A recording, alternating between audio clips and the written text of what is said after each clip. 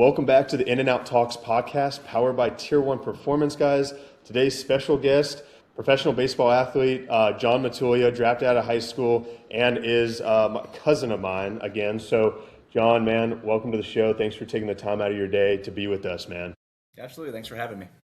Man, so just for our viewers, just a little bit about yourself, a little bit about your upbringing.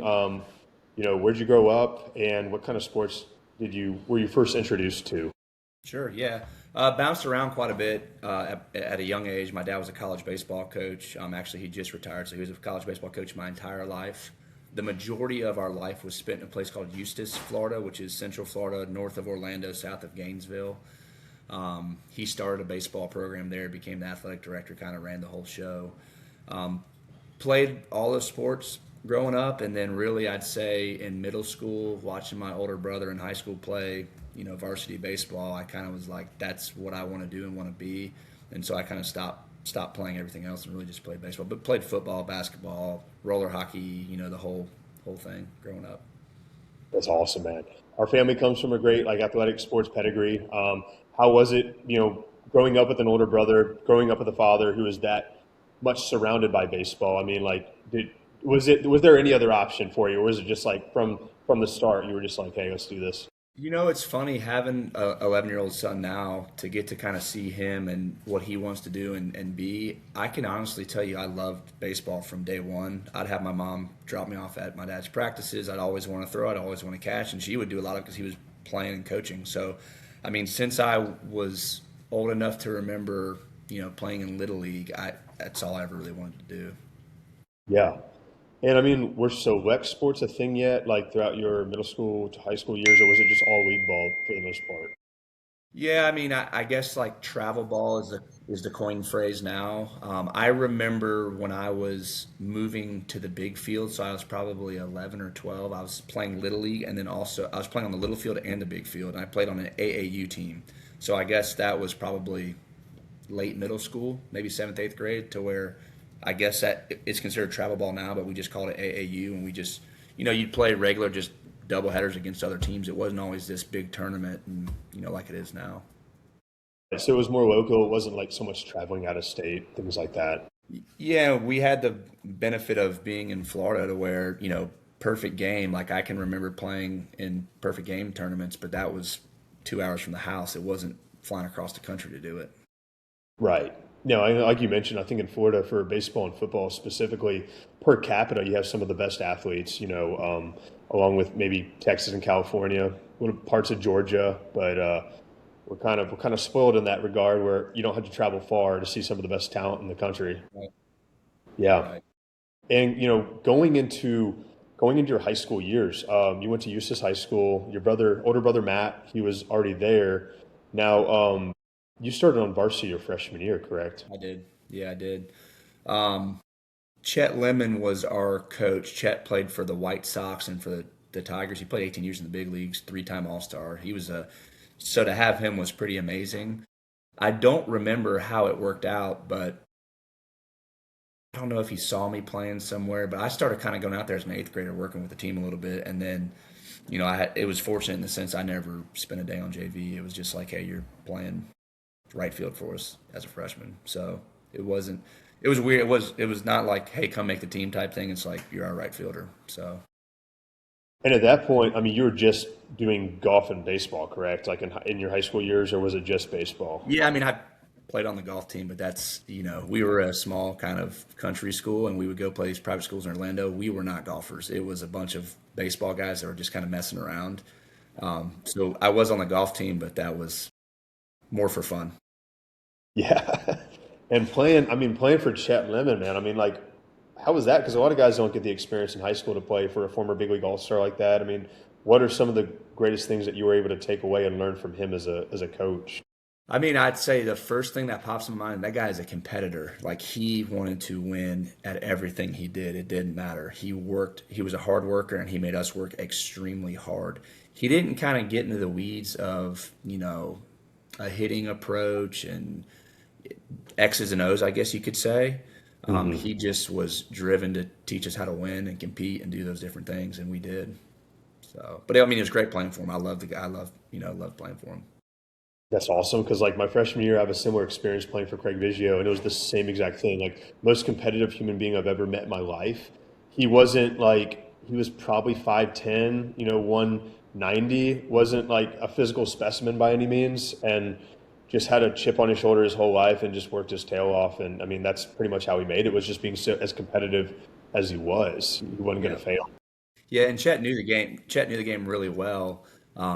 But it's funny, being in a coach's house, being around my dad my whole life. A lot of the guys that were not as good of players were better at the X's and O's and those types of things just because they had to be. That's the only way that they could compete. It wasn't like they had the natural talent to just go out there and not think about it and just do it. Correct.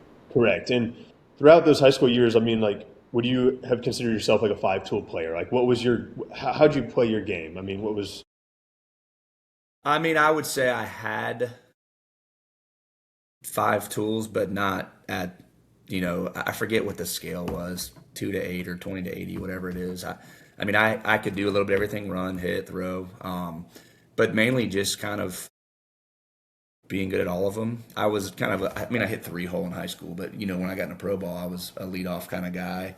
And as I got bigger and stronger, I kind of moved into different places in the lineup, but kind of did everything. I mean, my last year in AAA, I was back to playing center field again. The 2 years prior, I played right field because we had a guy that was going to be, a big league center fielder. So just bounced around. for sure, be versatile? Now, like, throughout your high school years, I know, like, so was perfect game starting to become a thing? Like, how were guys getting recruited during that time period? So I played for Chet Lemon's Juice, so Chet's team. I remember my sophomore junior year, I think we played over 100 games one summer. And so yeah, perfect game it's not the animal it is now. It was really like, and again, hopefully I don't know what relationship you have with him, but now it just seems like a bigger money grab, whereas back then it was legitimately like these are the top 100 players in the country and those were the top 100 players in the country. So I remember we played in a big one down in Jupiter where the Cardinals and the Marlins share facilities, and it Yes. was a perfect game USA tournament, and we ended up winning the whole tournament. I think there was 100 something teams in it, and Justin Upton, Andrew McCutcheon, like name the top whatever 18 guys out of that draft the year I got drafted. We ended up beating them to win the whole thing, so that was kind of cool. But yeah, so perfect game was different, but it was still Yeah. around. Well, I think it's super valuable to be on really good teams in those type of tournaments because you get to play more games in front of scouts. You get to play deeper into tournaments, and everybody's kind of funneling to your games. Whereas, like, if you're on a crappy team, you could be like a diamond in the rough, but maybe you get seen for one or two games max by like some scouts. So Every player on our team got drafted. that's Every player wild. on our team. Yeah. That's wild. Now, so in your like later in high school years, were you just eyeing to get drafted, or like did you have like any kind of like thoughts of playing college ball, or was it like I want to get drafted? No, actually, I wanted to go play college, and I signed with the Gators. I was between LSU and Florida, and I really wanted to go to LSU, but mom and dad were like, "Hey, Florida's an hour and a half up the road," and they were going to let me be a two-way player. I was going to pitch during the week and play outfield on the weekends, and so that was intriguing to me. What ended up happening, I got drafted, and I got taken later than what I actually was projected to go, which was fine, no big deal. I liked the organization that took me, and leaving the names out of it, the head coach, not the head coach, the recruiting guy from Florida reached out, hey, congrats, blah, blah, blah. And I kind of mentioned like, hey, my family and I are talking about what's next. Am I going to sign? Am I not going to sign? And he got like mad at me and kind of showed out over the phone. I'm like, this is not right. I'm like, I've been dreaming of this my whole life to get drafted. And so from that point, and there was no NIL, there's no jumping around to different schools, transfer portals, and all that kind of stuff. And my dad was a college coach to where he'd been on the recruiting tour his whole life, and so he was like, if this is where you're signed to go, this is where you're going to go. So I immediately like, I don't want to play for this guy. Like I never saw that when he was trying to sign me, and now I kind of saw his true colors. So he in effect pushed me into signing. He doesn't know that, and the guy's still actually around the state today, but the way he handled that whole thing is what made me end up signing with the Rays. So was he angry at you for considering to Yeah, sign? yeah. Oh, wow. Basically, like, I can't believe you're even considering this. Your mom and dad are educators. Your dad's a college coach. Like, this is the worst decision you've ever made. Blah, those kind of things. And and in fairness, there's a lot of merit and truth to that. I think ultimately, if you ask me what would have been better for me baseball career wise, it'd have been to go to Florida at the end of the day. I don't regret what I have done, but it would have been better to go develop, strength coach, eat well. I mean, minor leagues are tough.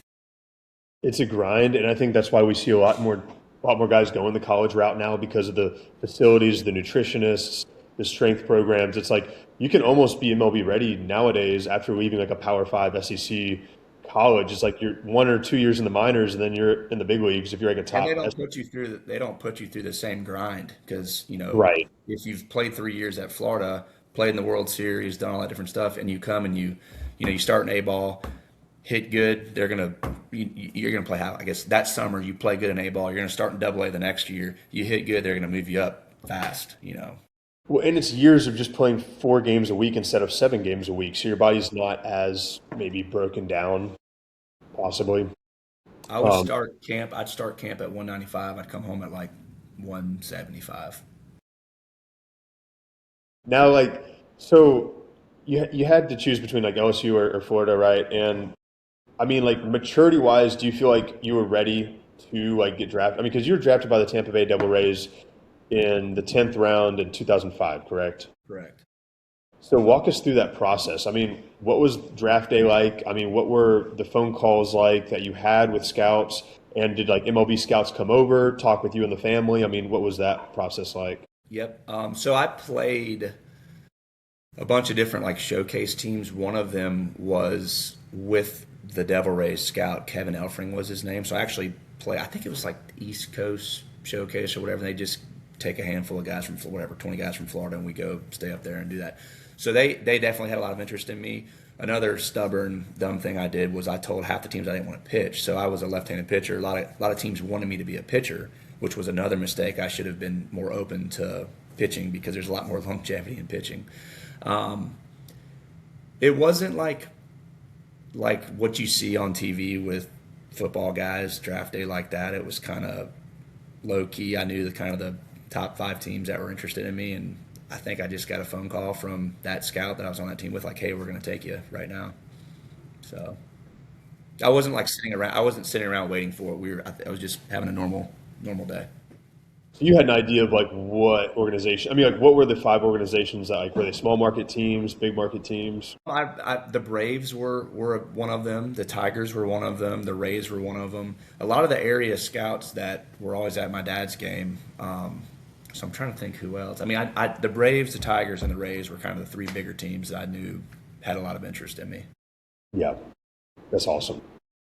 That's awesome. And from moving forward, I guess like from draft day, what proceeds? Like the contractual agreement, you basically getting ready to go to rookie ball. I mean, what was that like? Yeah. A lot of guys have agents, and so their agents handle the whole negotiation. Again, we didn't kind of do that first time. Mom and Dad didn't know any better, and they, just if you tell this guy, so what we're going to do, this is what we're going to do. So that it didn't take very long to negotiate. Worked out the signing bonus, and then, I mean, it was like 3 days later. I'm heading down to.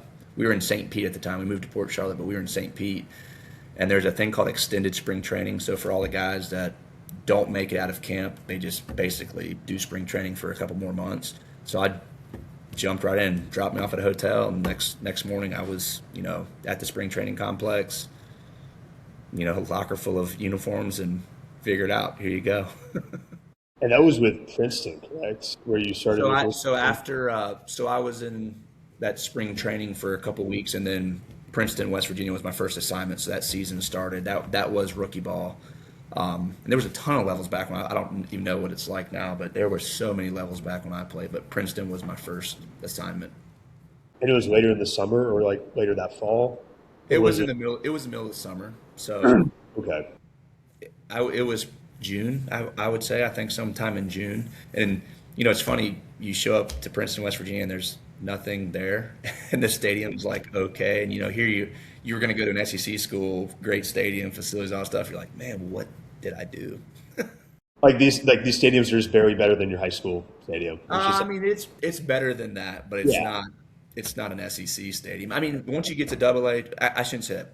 A ball and up, the stadium's got really nice, but your first couple A couple stops were kind of like what you see on like Boulder or something, you know. Yeah. Well, and so this initial spring training league and then also rookie ball, is it predominantly like high school guys and then like guys who just got drafted out of college?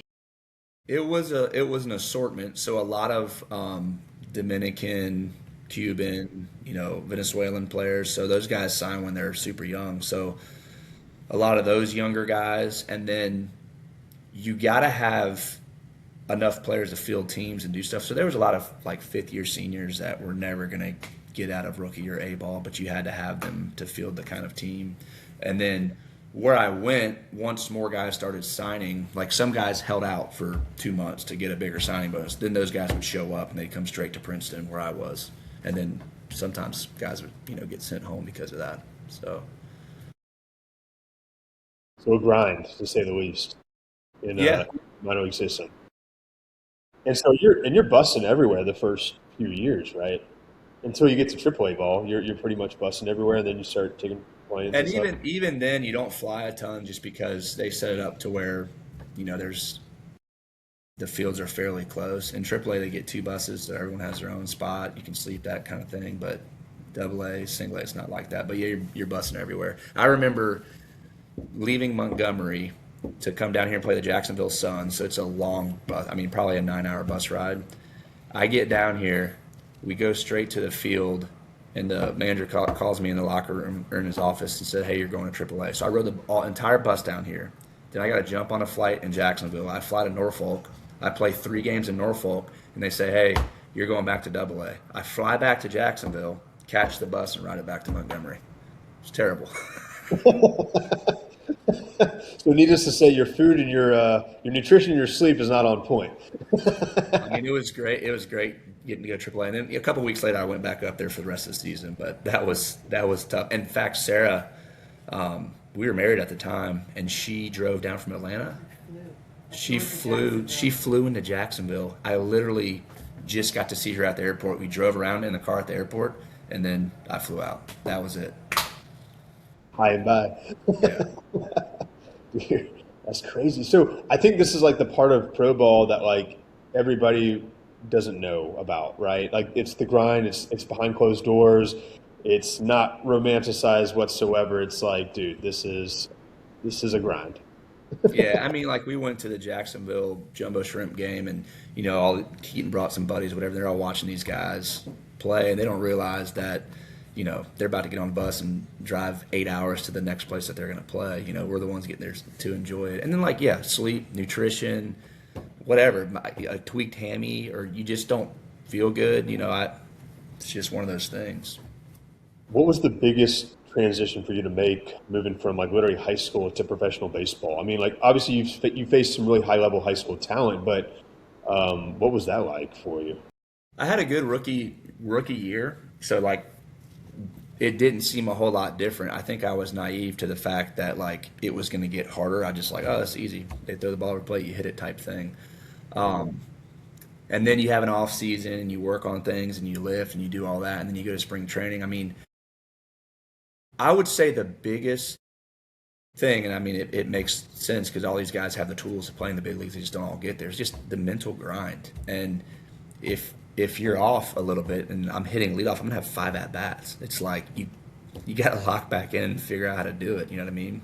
So I'd say mentally it was the toughest thing. And then once pitchers can locate and if they know you can't hit something, you're going to get it every single time. Yeah, the scouting reports I'm sure are just next level at that right. Um, from a hitting perspective, right? Like, how did your approach change going from level to level? And like, if so, I mean, like, what was your approach during pro Yeah. ball? I mean, just a stock approach would be, I know who I'm facing that night.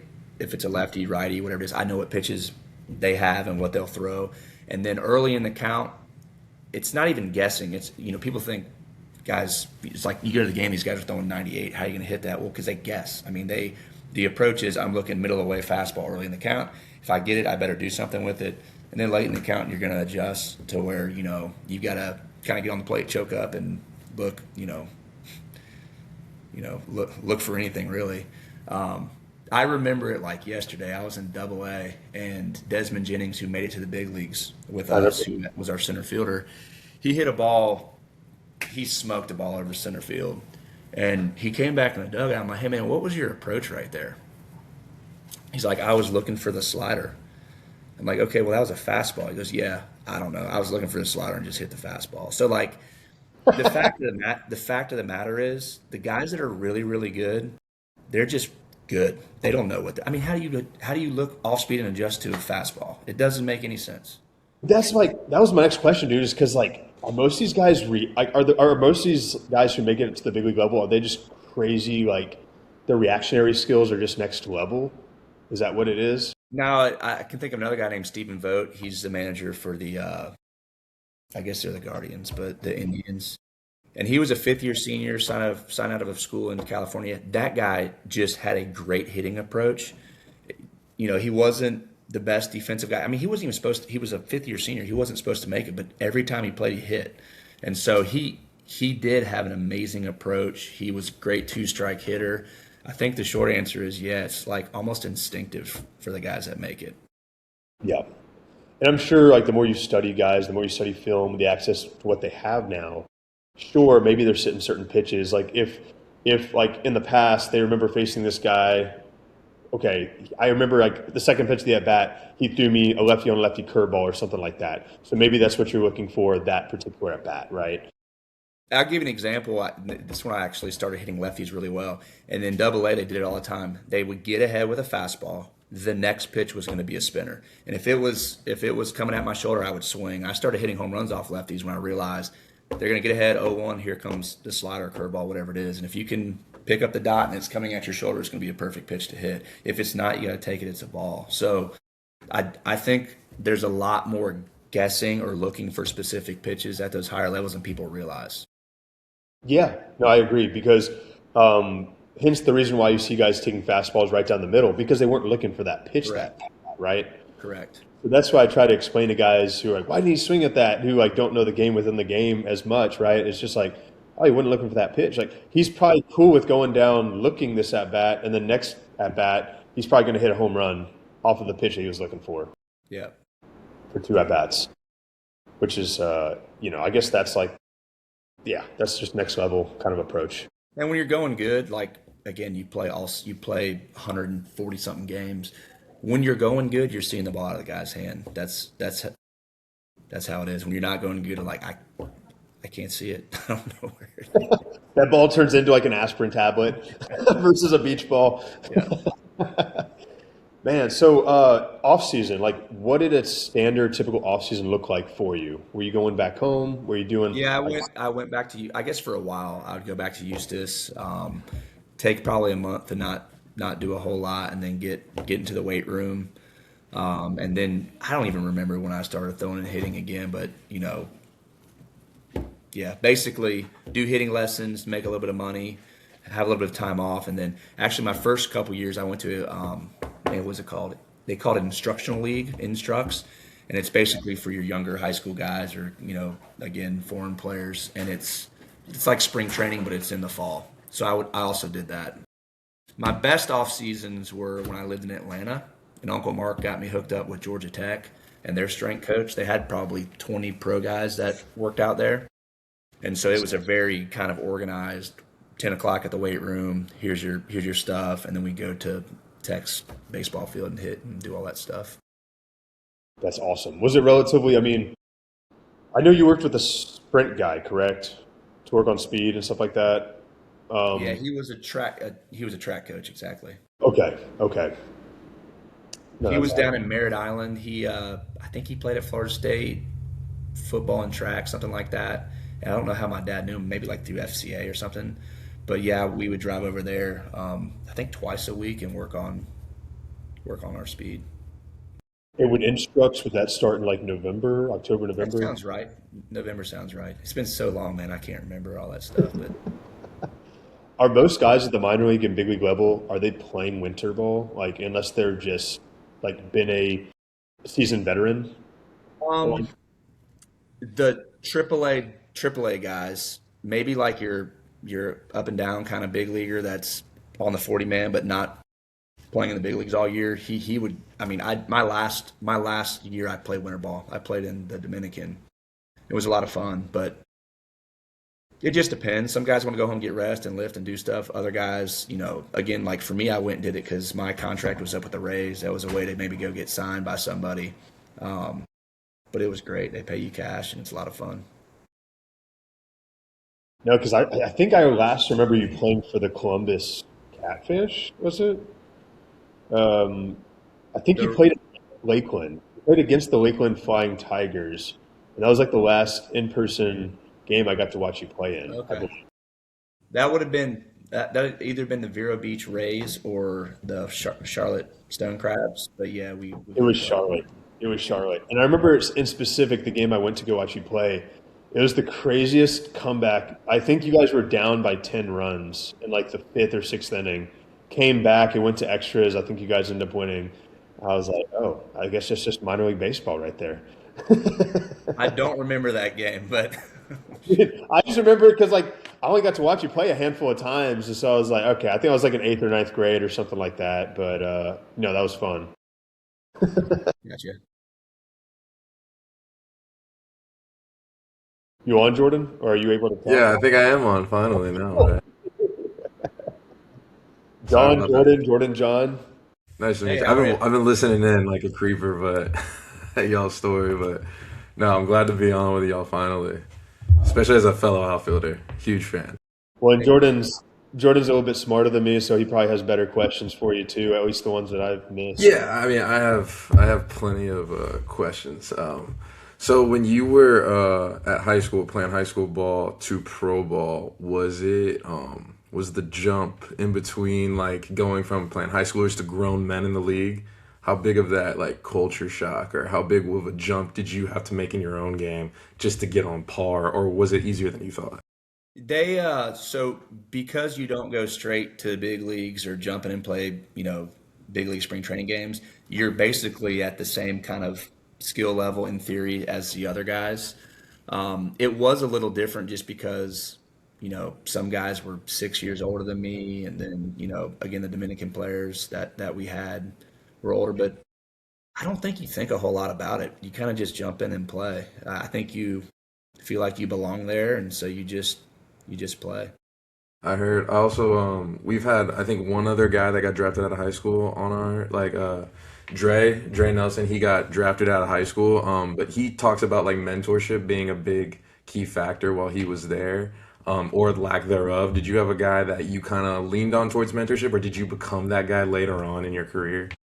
The I played in a great organization. The Rays were a great organization to where really their development is through, and we don't call them coaches. You call them by their name in pro ball, but basically our managers and coaches all kind of came alongside of you, especially kind of I'd say the higher draft picks. I mean that's what their job is effectively, and so I can't think of specific players other than all the guys that I roomed with. Nevin Ashley, who caught in the big leagues a little bit. Craig Albernaz, who's now the manager for the Orioles. He was one of my roommates too.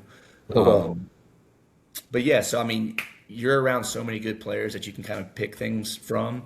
When you go to spring training, there are some big leaguers that'll come down, and same idea. But I can't think of any pieces of like nuggets that they gave me. But you're kind of picking up stuff the entire time.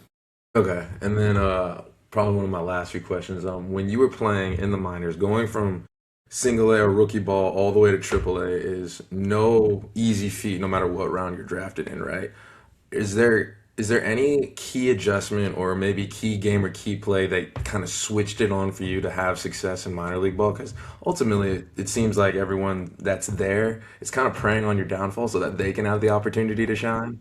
So, is there anything like that that I'd happened? say one of the things that I wish I did a better job of was staying healthy. If you can stay healthy and put together a full season, you're going to have good number. I mean, in theory, you're going to have numbers by the end of the year, but you can't hit 30 doubles if you're not playing all the whole time. So one is just staying healthy. So the nutrition, the working out, that thing, um, and then was the question the most difficult level or what the key? No, it was like, was there any key adjustments or key Uh, games that like turned it around for you to make you have success that you thought of? I can't think of any one specific. No, I think once you get to double A is the jump. I mean, single A to double A. Once you kind of get to double A, you're playing against guys that could be in the big leagues tomorrow, and all have the same, pitches, et cetera, that can compete on the big league level. And so once you get to double A and you compete there a little bit, that's kind of where you're like, okay, I can do this. So, are you like I mean, speaking to your whole family, you are all pretty regimented, pretty disciplined. Did your off-season training have anything to do with how you prepared going from double A to triple A? Or is there no way to Yeah, prepare? I can give a lot of it to Georgia Tech, their strength coach. I mean, there were a lot of big leaguers that were from Georgia Tech, and so I got to work out with those guys in the off season. And their strength and conditioning coach was great. I can't think of his name right now. I can look it up, but he was a great strength and conditioning coach, and that kind of got me, I'd say, in a good spot with my strength, my speed, et cetera, to compete and I guess make it AAA that year is when I did. Yeah, no, that's pretty impressive. And would you say that the biggest difference between the guys who make it and don't make it is the space between the ears and then also just staying healthy? Yeah, I'm gonna let my dog out real quick. Yeah. Yeah. I'm sorry. You know? Yeah, I would say there's probably three things. One is the space between your ears. That's probably the most important thing. 'Cause if you have all the tools, you can hit, run, throw, etc. It's going to be between the ears for sure. And that's a combination of learning the game, having an approach, but then also like a confidence, a quiet confidence. I mean, guys can lose their confidence, and it's just like they can no longer play. So it's having a self belief as well. Two is staying healthy. Like you're just not going to get signed by other teams if you can't stay healthy. Like let's just say you're a fourth outfielder, which that would have been my path if I re-sign would be like, hey, you're going to be a fourth outfielder in AAA. Well, if I have a bad track record of staying healthy, there's no reason to sign that guy. You know what I mean? Or if you're not healthy, you can't put up numbers. So that's what happens to a lot of guys. And then the third thing I'd say is just having a spot available to move up. There's some guys that make it to the big leagues. I'm like, how did that guy get to the big leagues? There's other guys that I feel like should, but they just were in the wrong organization. They just didn't have a place to go. They're just kind of in the right place at the right time. Sounds like sometimes because you being in the Rays organization, like especially that was the beginning of like their trajectory upwards to being a postseason ball club. So it's like, and I always commend the Rays for doing the most with the least. I feel like they make it further with like the lowest payroll, with one of the lowest payrolls in the big leagues than anybody else. And I would say like a lot of that goes to their scouting, to their development throughout the minor league system. And they give their guys time. I mean, again, they gave me plenty of time. I had plenty of opportunity. And so when they draft and sign guys, and I have to look at the front office and who's still there. But when I was there, it was it seems still to be a great organization. They gave guys time to develop and the whole 9 yards. And they do. They grow from within. They don't go out and buy players. That's awesome. And going back to injury prevention, you see a lot of guys getting injured, and especially like kids nowadays getting injured pretty common. Do you think injury prevention is a skill that needs to be learned at a very young age, or learning how to recover, learning how to maintain body health overall without overextending yourselves? Because I have a couple of minor league trainers that I worked with in college, or they were my trainers when I was in college, and they're telling me they teach me certain things every year when I reconvene with them. They're like, when you're in the field and you're going 100% and you have that adrenaline, your body's actually going like 110%. And if you haven't stretched or put your arm in that position before, and then you immediately go 110% in that.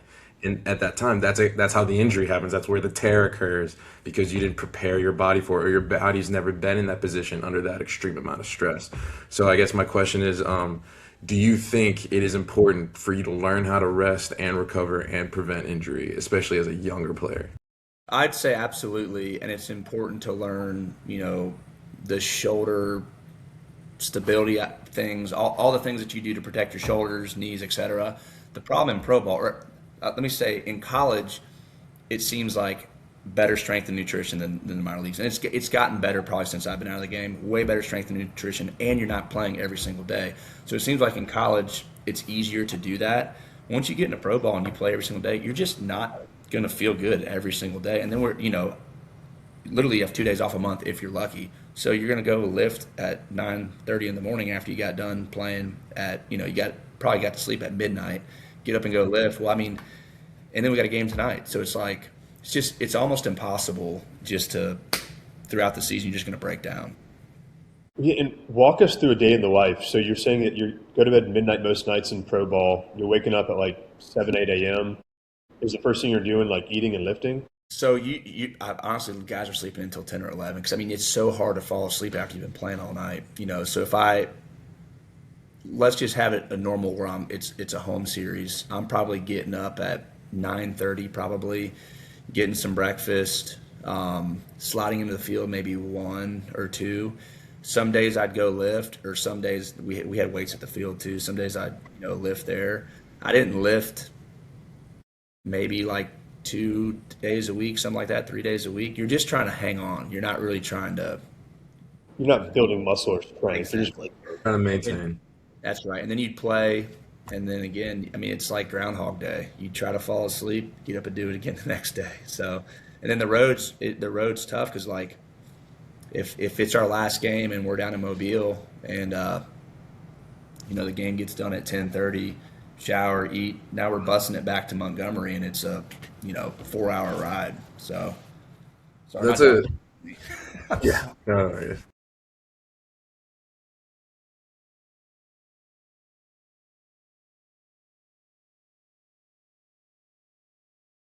sorry about that, guys.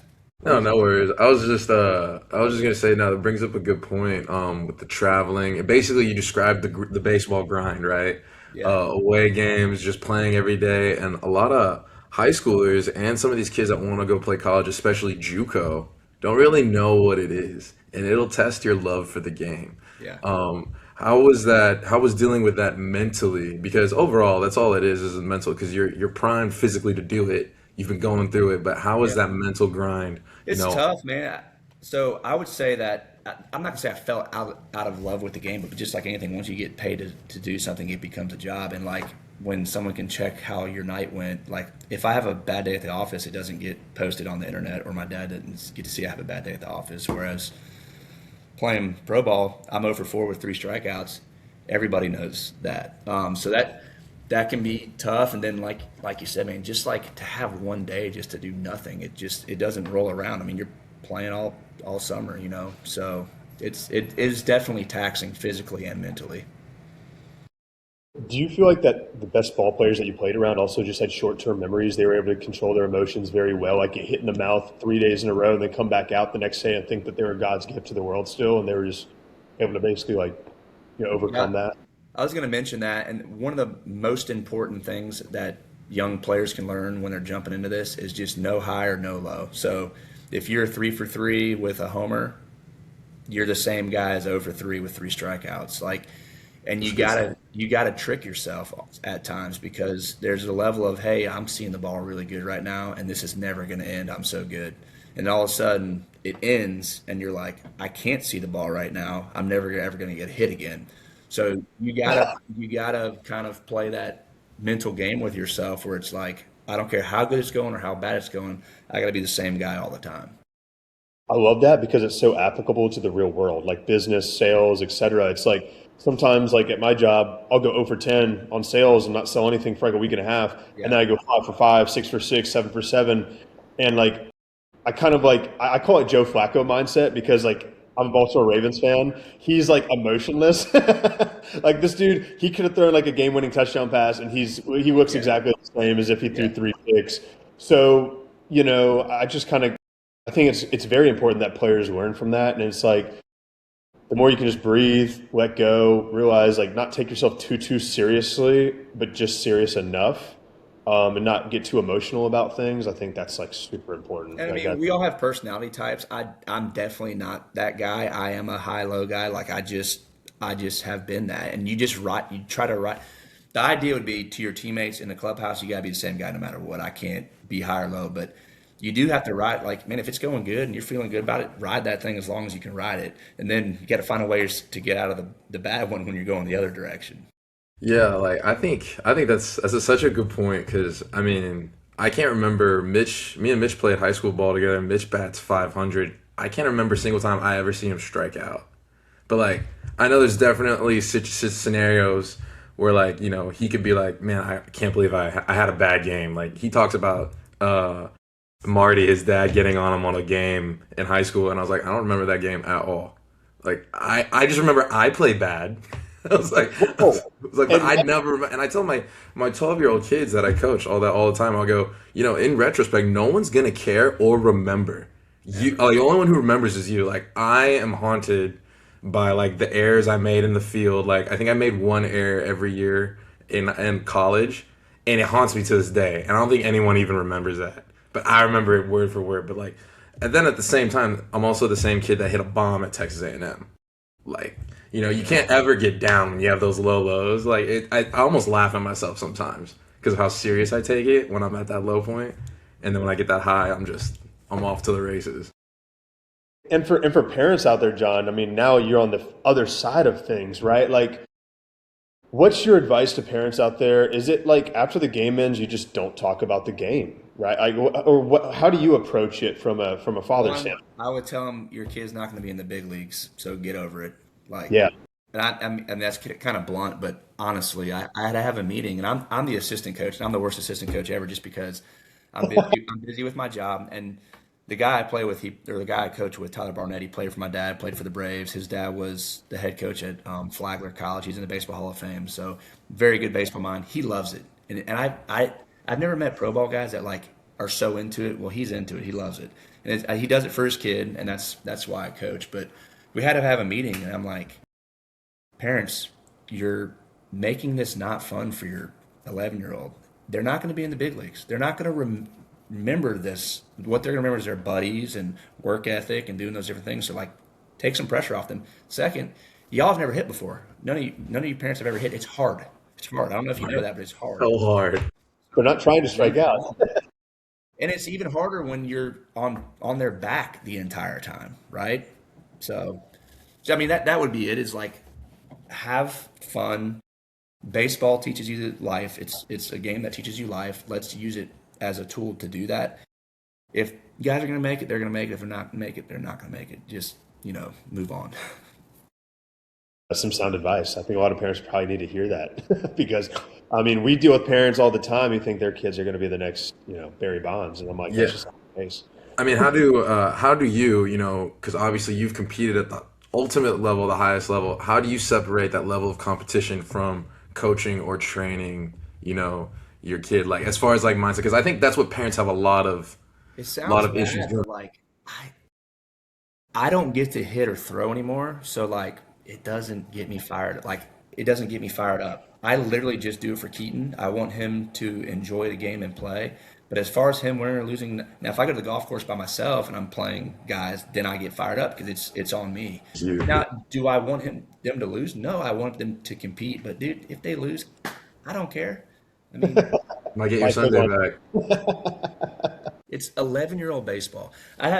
He's got rings and trophies in the back of my truck. He never even took them out of the truck. We leave and he just leaves them in there. So it's like they move on after the game.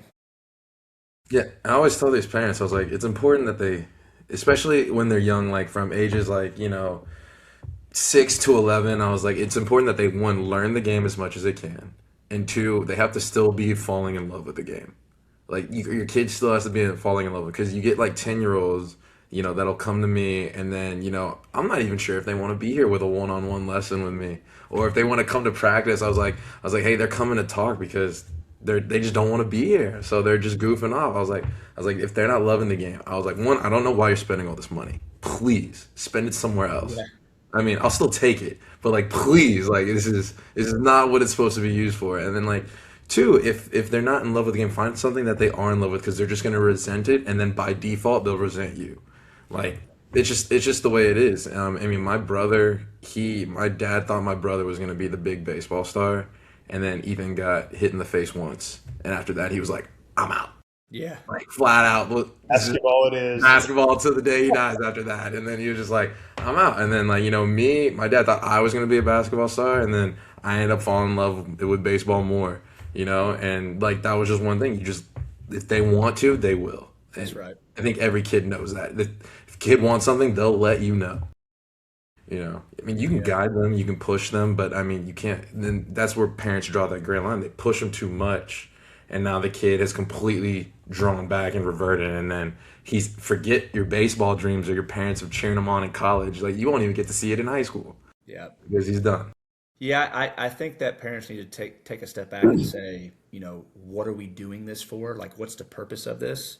And again, for me, with Keaton, it's learning work ethic. It's learning how to be on a team, and maybe you don't like all your teammates. Well, you're not going to like everyone at the office, right? So it's learning how to be a teammate. It's learning how to Dealing with fail. failure. Learn, Yeah. yeah, all that stuff. So it's if he never plays high school or college baseball, I don't care one bit. If he wants to, then he has enough talent. If he wants to do it, he can definitely do it. But that's up to him. Yeah, and he doesn't have to make that decision now. No. Yeah, and that's what some parents need to absolutely get through their mind as well. Like they don't Well, have to be determined to be a D1 player at the age of 10. and I don't want to say that you can't work hard but everyone has windows of how good they can be. There are some guys that are never going to be good enough to play in college. There are going to be some guys that are never going to be good enough to play pro ball, and that's fine. Work as hard as you can work and get there. But there are some guys that are not going to work very hard that are talented and they're going to make it to the big leagues. I saw it with my own two eyes. They're born to play. I mean, There that's are all. exceptions to the rules. Yeah, Yeah. yeah, we've all Do you seen. think at that point it's just like they just continue playing because they know they're so good at it? They're just like they don't really have the love for it necessarily Yeah. as some other guys do. I'll use Desmond Jennings, and DJ did love the game, but he was a wide receiver going to Alabama, 5-star wide receiver going to Alabama. He had never played summer baseball his entire never. He was a football guy, and the Rays ended up signing him, and that was his first ever real year of playing baseball, and he made it to the bigs because he's a freak. I mean, he's just a freak. So Is he So still what would playing? you say? What would you say is like your one piece of advice for kids that do have that ambition that want to go play college? What's your piece of advice for that? And then what is your piece of advice for guys that are in the minors trying to make it to the bigs? yeah, I mean, my dad taught me this and told me. I mean, I think I've voiced my goals. Mitch was asking about when did I decide I want to play baseball. I was in middle school watching my older brother. But and again, being around my dad's teams and being, a baseball rat kind of, he basically said, if you don't do something every single day to make yourself a better player, you're not going to get any better. And two, if you're not doing it, someone else is. And he always used the Dominican players as an example. But so very early on, I was probably in sixth grade. It was like every single day. If we're on a summer vacation at the beach, we took a net and a tee, and so every single day, probably from sixth grade on, I did something to become a better player. So if their goal is to play at a high level or be the best, then it's not a hey now and again. It's every day you wake up and that's the grind. And then what about for minor leaguers trying to go to the bigs? I'd say same idea. Probably working on the mental side of the game, making sure you're getting stronger, you're getting faster. Because yeah, I mean, once you get to that level, and staying healthy, figure out what it is that your body needs to stay healthy. Not everyone's body's the same. Mhm. And really, it's funny. The strength training in pro ball, it's all prevention. It's all about not getting hurt. None of it's about getting bigger and stronger. At least when I played. But I was gonna ask like, has that changed since? Do you think? Like, do you It think guys are now getting bigger and stronger in the offseason prior to season to And prevent it? so we still in the off season, I try to get bigger and stronger. I'm sure it's changed. I've been out of the game for so long, I can't even tell you kind of what it is now. But when I played, your off season was your chance to rest and then get bigger, faster, stronger. And then during the season, it's just maintain, maintain. So, but I'd say that for minor league guys who are trying to make the leap, figure out what it is that you got to get better at, and then stay healthy. And lastly, like, what's your take on today's like game of baseball, specifically at the college and the pro levels? I mean, obviously the pitching has gotten so much better. I feel like two guys are now throwing things at 99 miles an hour that aren't really supposed to move the way that they are. And what are your take on the approaches of the hitters Yeah. nowadays? One is I love the new robot umpire thing, where if it's a ball, Yeah. it's a ball. If it's strike, it's a strike. I love that thing. Yeah, I ACO wish is I cool. had that when I played, just because there's nothing you can do if the guy's calling it, this far off the plate. It's like he's throwing 95 and you're calling this far off the plate. So I love that. I think that's going to change the game quite a bit in a good way, in my opinion. It's just an Yes. opinion. Um, the game has changed quite a bit. It seems like they're really drafting spin rates for a lot. Again, I don't know a bunch about it, but every guy that pitches now is throwing 95, and they all have nasty stuff, and the whole bullpen's loaded with guys. It seems like everyone's just trying to hit home runs. I tell my players all the time, and Jordan, you probably deal with this with your guys, but I'm like, hey, you're not Aaron Judge. So he's 6'7", and he's an avatar, and so he can drop his bat and go like this, and the ball goes out in right field at Yankee Stadium. But you're 4 foot nothing, and you're going to play second base the rest of your career. So find a way to get on the ground and get in the line. Yeah. Play your That, game. that was my way of saying the game's changed quite a bit. I mean, the guys are trying to hit home runs. Each organization is different. I really appreciated my organization. Joe Madden was the manager at the time, and all that bleeds down through the minor leagues. But like hit and runs, we were gap to gap. It wasn't like your traditional hit the ball on the ground, hit and run. He wanted you to drive the ball, because if it's a hit and run and you drive the ball in the gap, the guy's scoring. It was starting to change while I was kind of in pro ball, but now it just seems like hit homers and throw hard. Here's my take too, John, is that like Matt taught me this when I was like in high school. I went to a Florida State baseball camp. He goes, Mitch, with how fast these guys are throwing, you don't need to swing 110%. You just have to you have to hit the barrel of the bat with the ball, and it's going to go. And so, like, do you think these guys are trying to swing out of their shoes instead of just like, hey, if a guy's throwing 99, if I just make solid contact and produce backspin, it's going to go. Yeah, it's going to jump. So, like, I'm just like, dude, I see these hitters and I'm like, swing under control. Like, if you can swing as hard as you want, but if you're not like Aaron Judge and you miss the barrel, you miss the sweet spot, it's not going to go.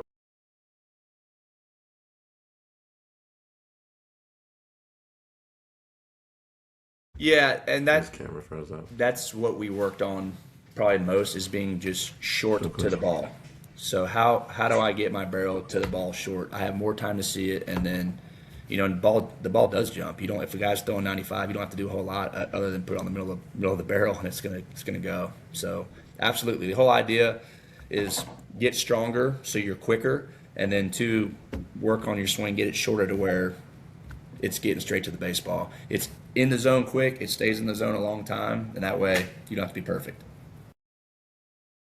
Yeah, I kind of say the same thing. I teach my kids like, instead of saying short to the ball, because as a kid I really didn't really understand what that meant, being short Yeah, to the ball. So I always say from like, point A to point B, the most yeah, direct line to the ball. I always say, if your bat's here, the ball's here, you want to time it up to where you come right across. I almost say like, guys, you want to feel like it's coming across your chest, but that's just a mental exaggeration because kids like to come down into their yeah, gut and then launch it up. But I yeah, just say almost like you're slashing across your chest from point A to point B to get that across. And that's how you get that direct line of contact straight to the ball. And then as you know, when you put like kids or even when you train on like pitching machines, the velocity of the RPMs is like it's three wheels, putting yeah, pressure on that ball. Gravity is not affecting it by the time it gets to its destination. So if you're even remotely underneath it, or your swing path is like 80% correct, it's a foul ball, it's a pop up, yeah. it's a rollover.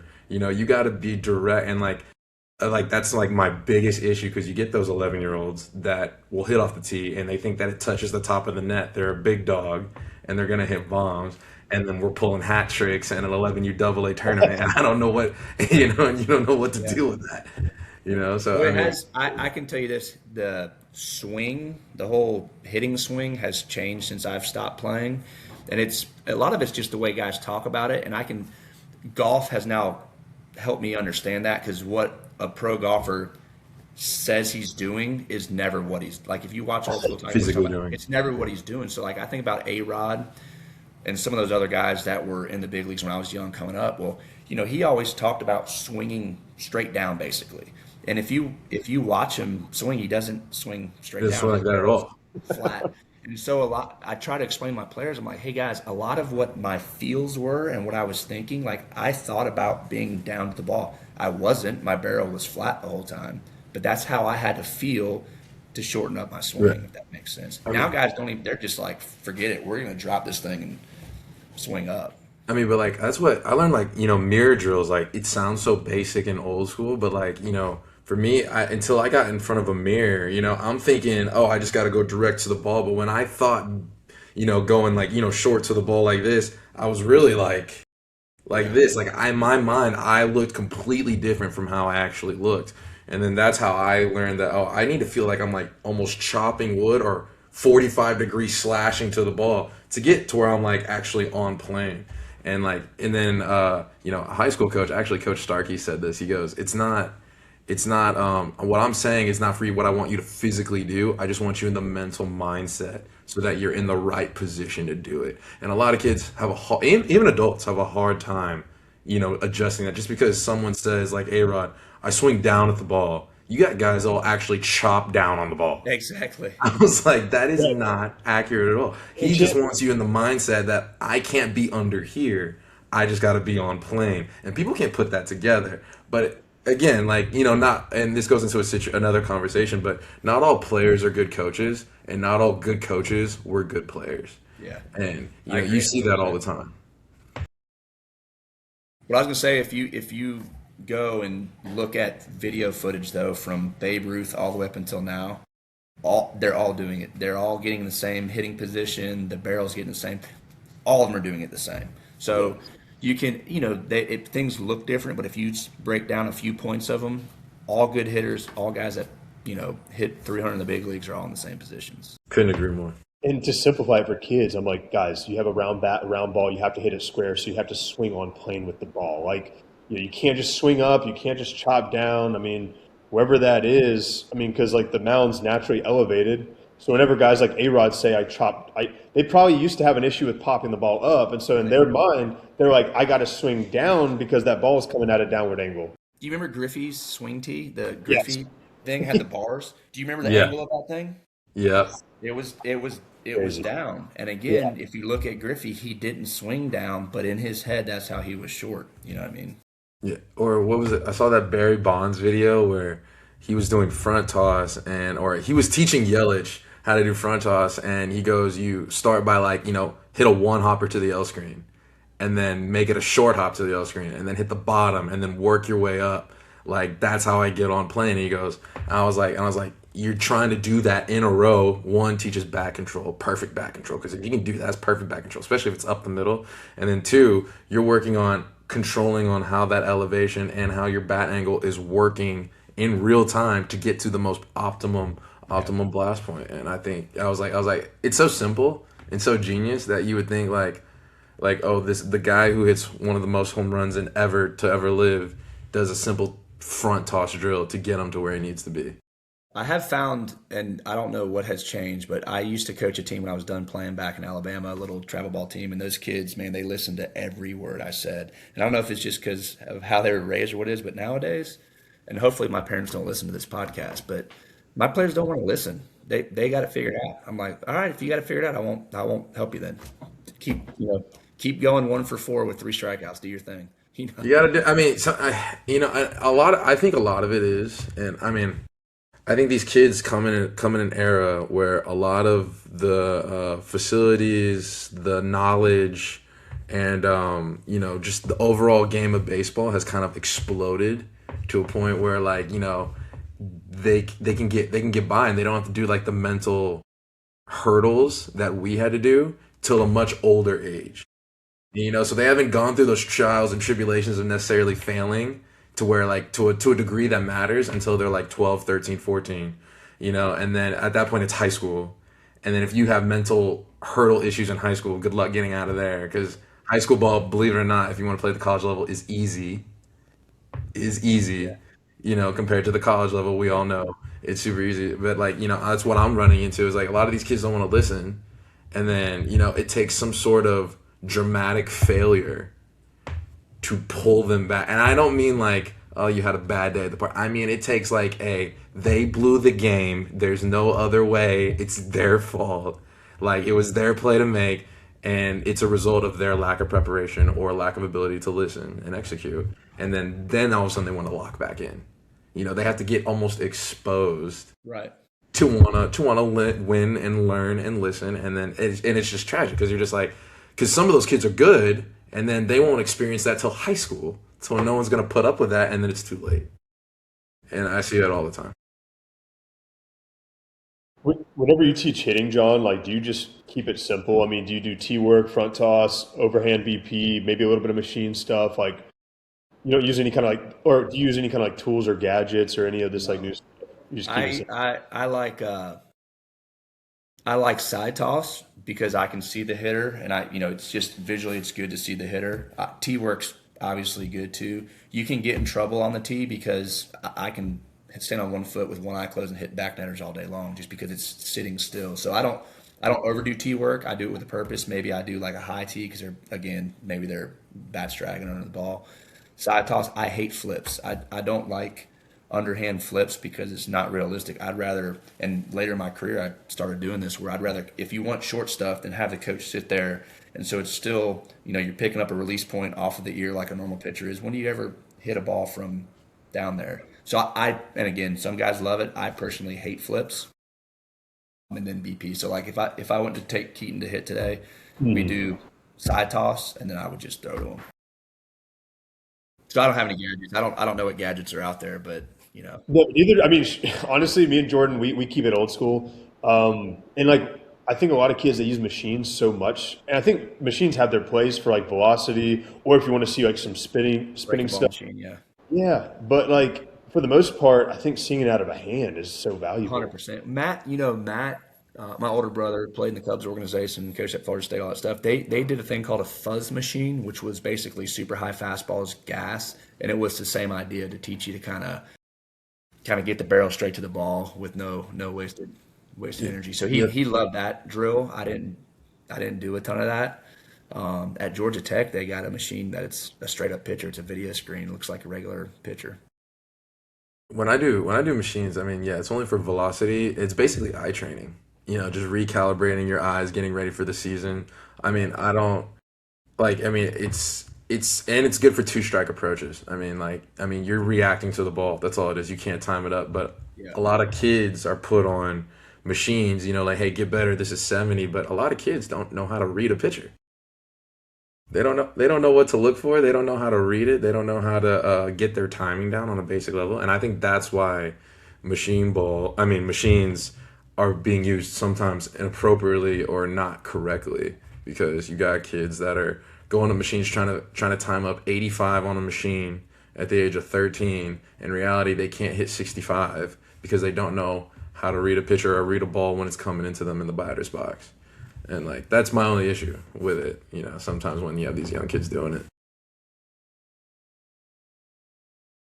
Yeah, I think it bothers me whenever I see the kids like our high schoolers, Jordan, like throw the AirPods in and they just hit out the machine for 20 minutes on like 75, 80, and they're blasting it to the back of the cage, and they're like, "Yeah, I'm done for the day." I'm like, "Okay, what's the quality there?"